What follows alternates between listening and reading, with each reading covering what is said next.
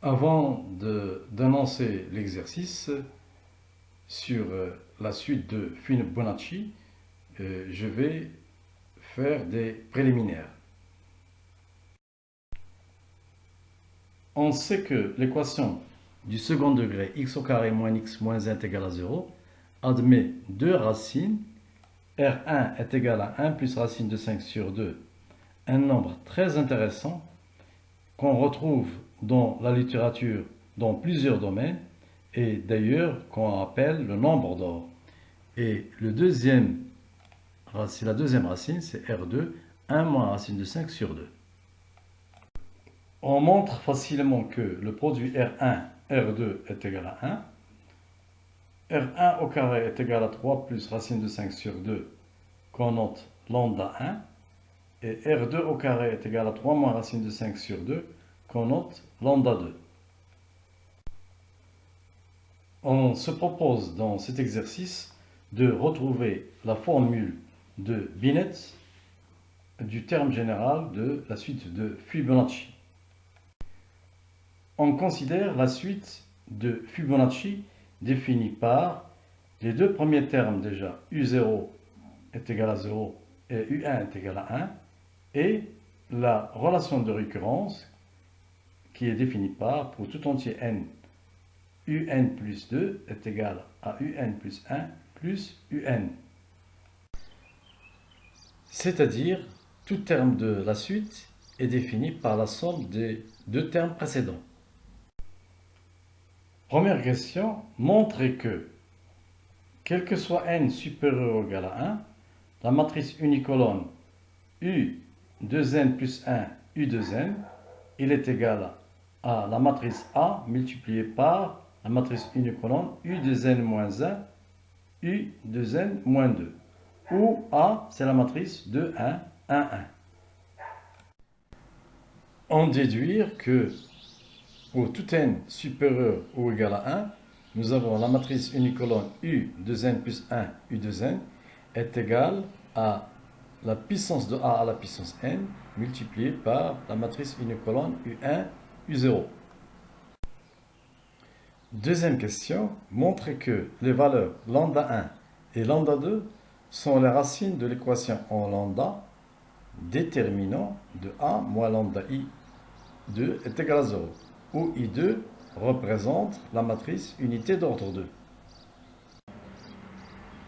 Troisième question, soit dès la matrice lambda 1, 0, 0, lambda 2, pour tout n supérieur ou égal à 1, calculez d à la puissance n en fonction de R1 et R2.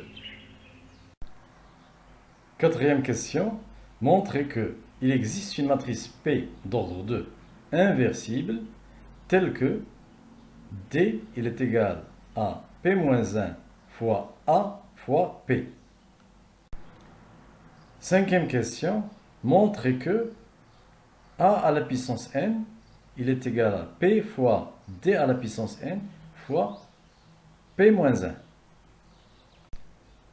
Sixième question, calculez alors A à la puissance n en fonction de R1 et de R2.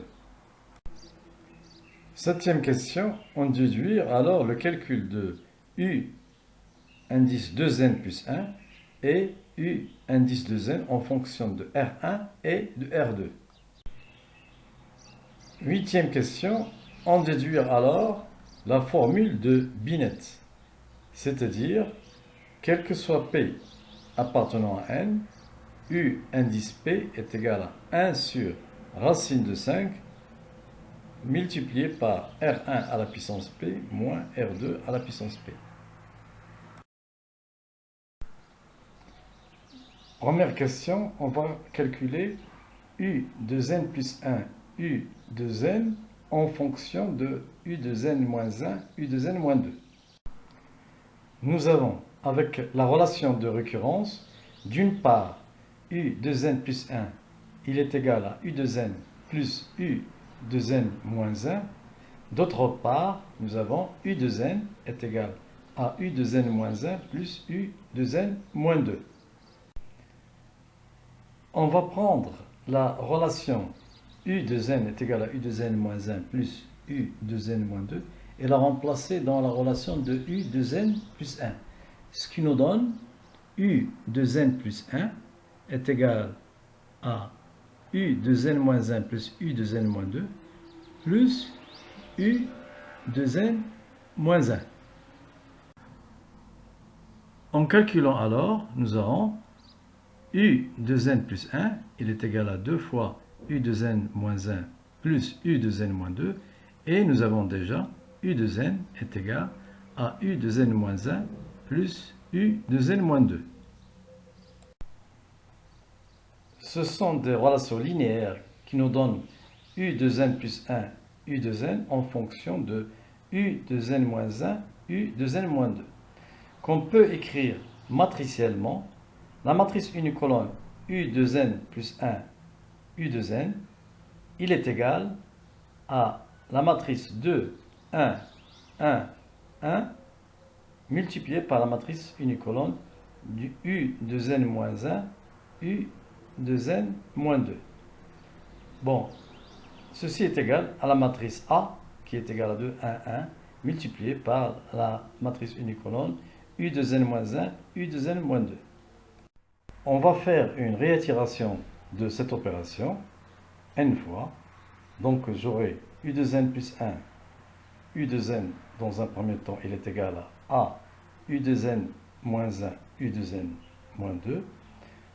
On va appliquer encore cette opération à U de n moins 1, U de n moins 2, ce qui va nous donner A carré U de n moins 3, U de n moins 4.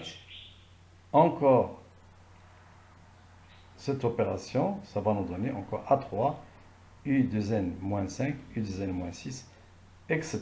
De façon générale, j'aurai donc, après I opération, j'aurai A à la puissance I, U de n moins 2i plus 1, U de n moins 2i, etc.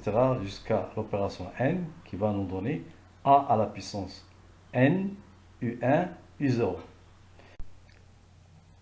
Donc en fin de compte, nous aurons donc la matrice uniconole U de n plus 1, U de n, il est égal à AN, U1, U0. Deuxième question, montrons que les valeurs lambda 1 et lambda 2 sont les racines de l'équation en lambda déterminant de A moins lambda I2 est égal à 0. Déterminons déjà le déterminant de A moins lambda I2. On remplace A et I2 par leur valeur, ce qui va nous donner déterminant de 2, 1, 1, 1 moins lambda 1, 0, 0, 1. Qu'on calcule, ça va nous donner le déterminant de moins lambda 1, 1, 1 moins lambda. Ce déterminant est égal à 2 moins lambda fois 1 moins lambda moins 1. On calcule aussi ce qui donne lambda au carré moins 3 lambda plus 1 et qu'on va annuler ce qui va nous donner une équation du second degré en lambda. Son discriminant, c'est delta, il est égal à moins 3 au carré moins 4 est égal à 5, c'est positif strictement. Donc l'équation admet deux racines. Lambda 1 qui est égal à moins b plus racine de delta sur 2a, c'est-à-dire 3 plus racine de 5 sur 2, et lambda 2 est égal à 3 moins racine de 5 sur 2. En faisant le rappel, lambda 1 est égal à R1 au carré, et lambda 2 est égal à R2 au carré. Troisième question, calculons d à la puissance n. Nous avons posé par hypothèse d est égal à la matrice diagonale lambda 1, 0, 0, lambda 2. Donc d à la puissance n par définition, c'est d fois, etc. fois d n fois. Et on peut démontrer par récurrence et facilement que ceci il est égal à la matrice diagonale lambda 1 à la puissance n, 0, 0, lambda 2 à la puissance n. Et puisque lambda 1 est égal à R1 au carré et lambda 2 est égal à R2 au carré, ceci est égal à la matrice diagonale R1 à la puissance 2n, 0, 0, R2 à la puissance 2n. Et c'est ce qu'on demande. Quatrième question, montrons qu'il existe une matrice P d'ordre 2 inversible telle que D est égal à P-1 fois AP. Si D est égal à P-1 AP, en multipliant par P des deux membres de cette égalité, ceci équivaut donc à PD, il est égal à P. Si on veut chercher P, on pose P, elle est égale à la matrice d'ordre 2, x, y, z, t, des réels à chercher. P fois D, il est égal à AP. Ceci équivaut, en remplaçant les matrices par leurs valeurs, x, y, z, t, lambda 1, 0, 0, lambda 2, il est égal, deuxième membre, la matrice A, c'est 2, 1, 1, 1, fois la matrice P, x, y, z, t. Et ceci équivaut, en faisant les calculs, pour le premier membre, c'est lambda x, lambda de y, lambda z, lambda t. Et pour le second membre, 2x plus z, 2y plus t, x plus z, y plus t. De l'égalité de ces deux matrices, par identification de ces éléments, on obtient le système linéaire suivant de 4 équations à 4 inconnus, x, y, z, t. Dans ce système, on met les inconnus au premier membre. Et ce système va devenir équivalent à, pour la première équation, c'est lambda 1 moins 2x moins z est égal à 0. Pour la deuxième équation, moins x plus lambda 1 moins 1 z est égal à 0. Pour la troisième, lambda 2 moins 2 y moins t est égal à 0. Et pour la quatrième, moins y plus lambda 2 moins 1 t est égal à 0. On peut remarquer que le coefficient de ces équations se convertissent en RI. Par exemple, lambda 1 moins 2, c'est 3 plus racine 5 sur 2 moins 2, il est égal exactement à moins R2. Lambda 1 moins 1, c'est 3 plus racine de 5 sur 2 moins 1, il est égal exactement à R1. De même, lambda 2 moins 2, il est égal à 3 moins racine de 5 sur 2 moins 2, il est égal à moins R1. Et finalement, lambda 2 moins 1, c'est 3 moins racine de 5 sur 2 moins 1, il est égal à R2. Ce qui nous donne le système suivant. On remarque que l'équation 1, équation 2 constitue un système d'équations avec des inconnus x et z. L'équation 3 et l'équation 4 constituent un autre système qui est indépendant du premier et qui a pour inconnu y et t. En multipliant la deuxième équation par R1 et en lui retranche la première équation, nous obtenons alors R1, R2 plus 1, Z est égal à 0. De même, en multipliant la quatrième équation par R1 et l'équation obtenue, on lui retranche la troisième équation. On obtient alors R1, R2 plus 1, T est égal à 0.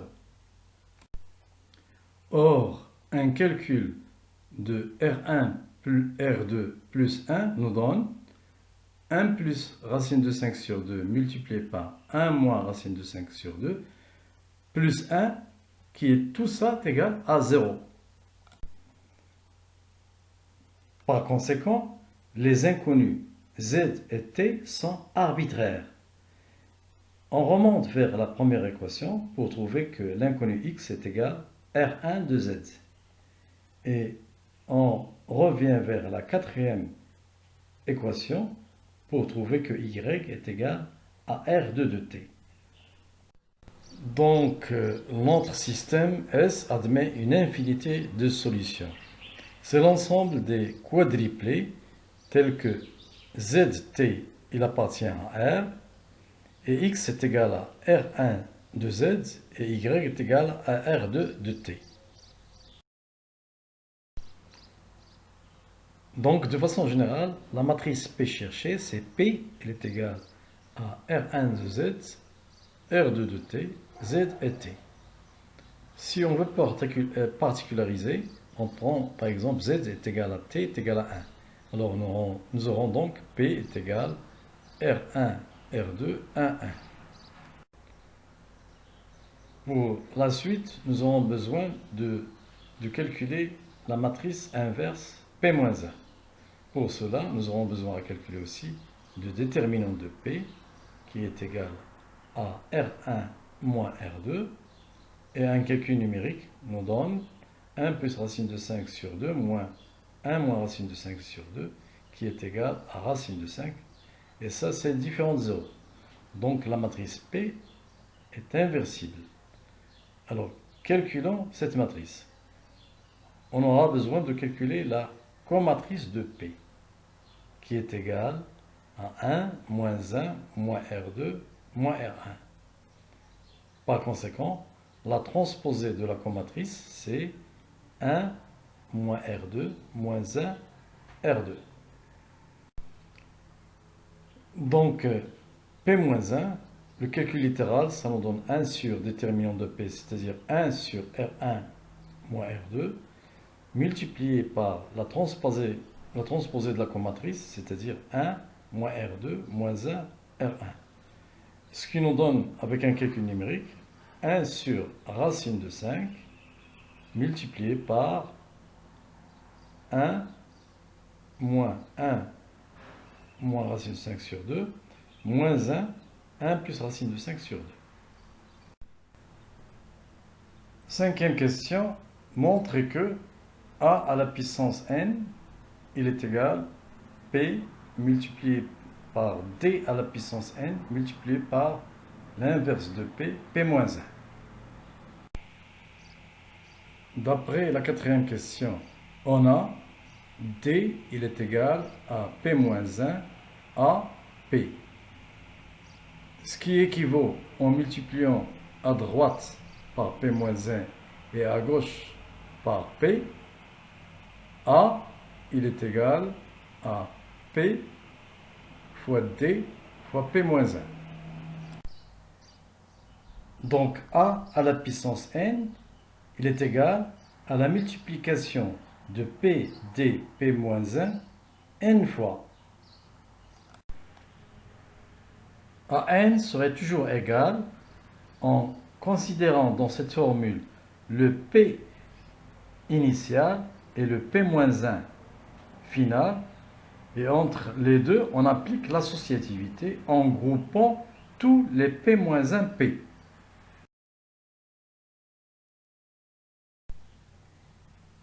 Puisque p-1p, c'est la matrice unité I2, donc on aura comme formule AN, il est égal